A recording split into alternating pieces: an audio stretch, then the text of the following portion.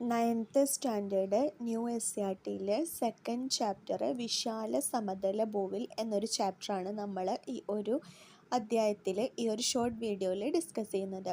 ഉത്തരപർവ്വത മേഖലയുടെ തെക്കുഭാഗത്തായി ഉപദ്വീപീയ പീഠഭൂമിയുടെ വടക്കുഭാഗത്തായി സ്ഥിതി ചെയ്യുന്ന വിസ്തൃതമായ ഒരു ഭൂപ്രകൃതി വിഭാഗം കാണപ്പെടുന്നുണ്ട്.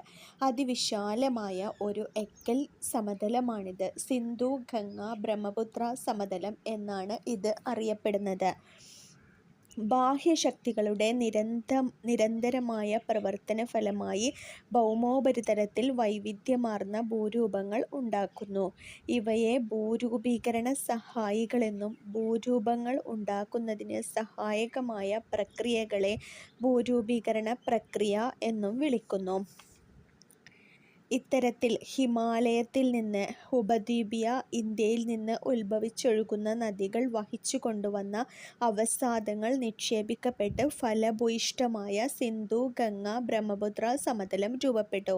ഹിമാലയ രൂപീകരണ ഫലമായി ഹിമാലയത്തിൻ്റെ തെക്കായി രൂപപ്പെട്ട അതിവിശാലമായ തടത്തിലാണ് അവ നിക്ഷേപിക്കപ്പെട്ടത്.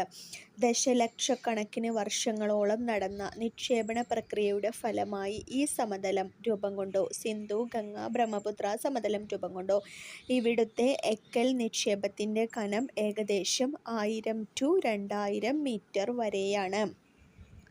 സിന്ധു നദീമുഖം മുതൽ ഗംഗാ നദീമുഖം വരെ ഏകദേശം 3200 കിലോമീറ്റർ നീളത്തിൽ വ്യാപിച്ചു കിടക്കുന്ന ഈ സമതലം ലോകത്തിലെ തന്നെ ഏറ്റവും വലിയ എക്കൽ പ്രദേശമാണ്. ഏകദേശം 2400 കിലോമീറ്റർ നീളത്തിൽ ഈ സമതലം വ്യാപിച്ചിരിക്കുന്നു.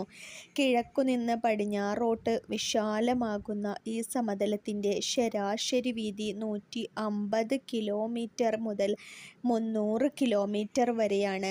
വീതി 150 കിലോമീറ്റർ മുതൽ 300 കിലോമീറ്റർ വരെ. ഈ സമതലത്തിൻ്റെ അതിര് വടക്ക് സിവാലിക് പർവ്വതനിര, തെക്ക് ഉപദ്വീപീയ പീഠഭൂമിയുടെ ക്രമരഹിതമായ വടക്കൻ അതിരുകൾ. അതിര് വടക്ക് സിവാലിക് പർവ്വതനിര, തെക്ക് ഉപദ്വീപീയ പീഠഭൂമിയുടെ ക്രമരഹിതമായ അതിരുകൾ. ഈ സമതലത്തിൻ്റെ വിസ്തീർണം ഏകദേശം 7,00,000 ചതുരശ്ര കിലോമീറ്ററുമാണ്. കൂടുതൽ SCERT ഷോർട്ട് വീഡിയോകൾക്ക് ഈ വീഡിയോ ഒന്ന് ലൈക്ക് ചെയ്ത് ചാനൽ ഒന്ന് സബ്സ്ക്രൈബ് ചെയ്യുക.